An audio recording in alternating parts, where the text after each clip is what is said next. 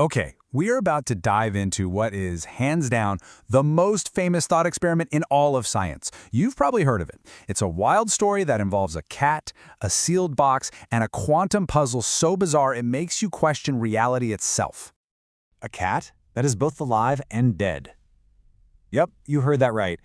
It's a single, mind-bending idea that has been puzzling scientists and philosophers for almost a century. And it sounds like some kind of Zen koan, right? But it's not. It's what happens when you take the rules of quantum physics and follow them to their most logical and, frankly, absurd-sounding conclusion. So yep, this is Schrödinger's paradox. But here's the thing, the big twist that most people miss. Erwin Schrödinger didn't invent this experiment to explain quantum mechanics. Oh no, he designed it to show everyone just how completely ridiculous he thought it was.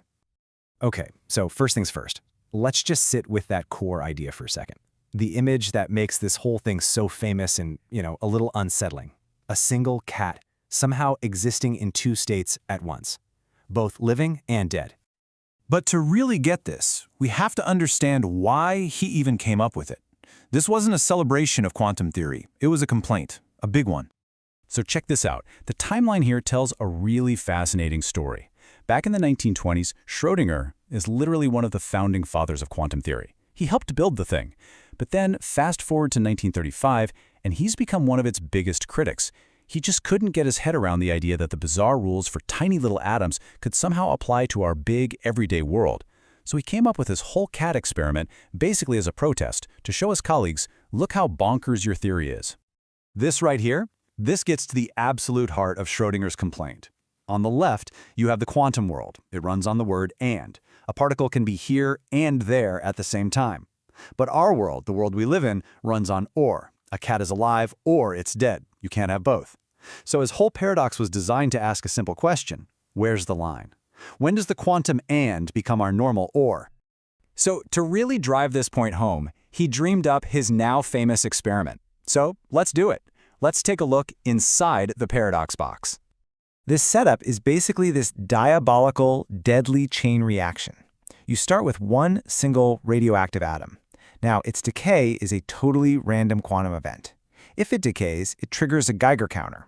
That detector then releases a tiny hammer which smashes a little vial of poison. And just like that, the fate of a big, living, breathing cat is now completely tied to the random, uncertain state of a single, tiny atom. Now, this whole thing hinges on this one key quantum idea, superposition. It's a weird one. It basically means that until you measure it, until you look, that atom is in a kind of blurry limbo. It is simultaneously decayed and not decayed. It hasn't made up its mind yet. And this is where the paradox hits you. If the atom is in that both state and the cat's life is directly linked to it, well, quantum mechanics logically says the whole system has to be in that both state too.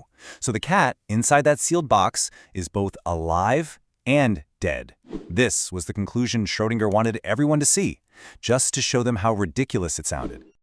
So the big question is the cat really in some kind of zombie state? Well, modern physics has a pretty clear answer. No. And the cool part is, the solution to the paradox doesn't even need us to open the box. The answer is already in there. It's the environment itself that forces a decision. Whoa, look at that number. That's a 1 with 27 zeros after it. That's roughly how many particles are in a cat. Now, superposition is an incredibly delicate, fragile state. It might work for one tiny isolated atom, but a cat is a warm, complex, messy system. Trying to keep that many particles in a perfect quantum state is like trying to balance a needle on its tip during an earthquake. It's just not going to happen. And the name for the process that shatters this fragile state is called decoherence. This is it. This is the modern resolution to the paradox. It's the process where a quantum system bumps into its surroundings and just loses its quantum weirdness. It snaps into a definite classical state. And just how fast does this decoherence happen for something like a cat? Well, there's your answer.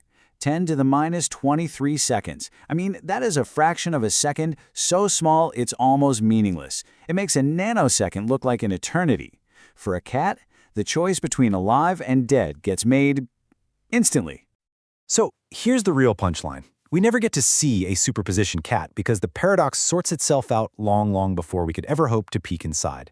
The environment inside the box, every air molecule, every bit of heat, every vibration, it all forces the system to pick one, alive or dead, almost instantaneously.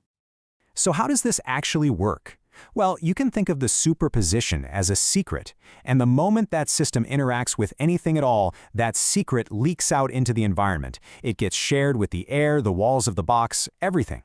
And that quantum information becomes so spread out, so hopelessly tangled up with its surroundings that it just gets washed out. And what's left behind is one single definite reality, a live cat or a dead one.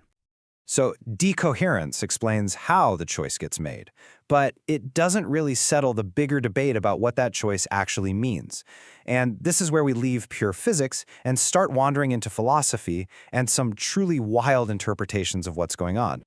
And I mean, just look at how different these ideas are. The amazing thing is, the math is the same for all of them, but the stories they tell are from different planets. You've got the classic Copenhagen interpretation, which says the cat state is just fuzzy and undefined until you look. Then there's the many worlds idea, which is straight out of science fiction, that says the entire universe splits in two. In one, the cat's alive, in the other, it's dead. And then you have other ideas, like objective collapse, which say something as big as a cat collapses its own state, no observer necessary. And you know, the greatest irony in all of this is that Schrödinger himself would probably be horrified by all these weird explanations. His original point, his whole intended message, was just, look how ridiculous this becomes. He accidentally created the most famous symbol in quantum mechanics simply by trying to prove it was absurd. But what the paradox ended up showing us is something way more profound. It's not that quantum laws just turn off for big things. They're always there. It's just that their strangest effects get hidden from us by decoherence. The solid, classical world we see every day literally emerges from this quantum weirdness underneath. And this isn't just a fun fact, it's absolutely essential for building things like quantum computers, where the entire challenge is to stop decoherence from washing out your calculations. So, you see, in the end, this was never really about the cat. It's about that fuzzy, blurry border of our own reality. It forces all of us to ask this one giant question. When does a world of pure possibility collapse into the single, solid fact that we call now? And the most unsettling answer of all is that even today, we're still not entirely sure.